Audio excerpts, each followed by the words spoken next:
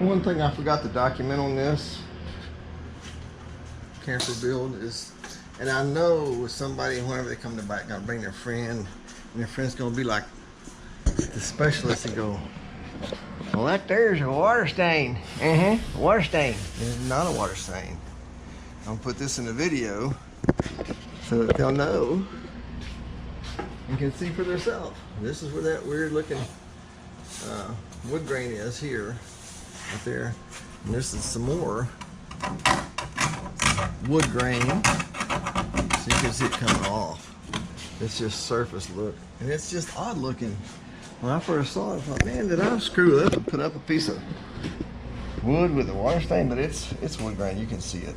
But it looks eerie similar to a water stain. It is not a water stain. Now I thought I could put all my 2x2s up on the rooftop so they'll be out of my way. I have room to put a second, or actually a third coat on the ceiling panels and the wall panels.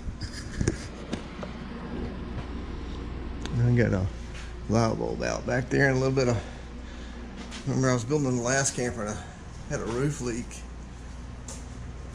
and I think it's been almost 8-10 months now, so I know that I can repair that, so I'll get that repaired and then probably repaint the ceiling.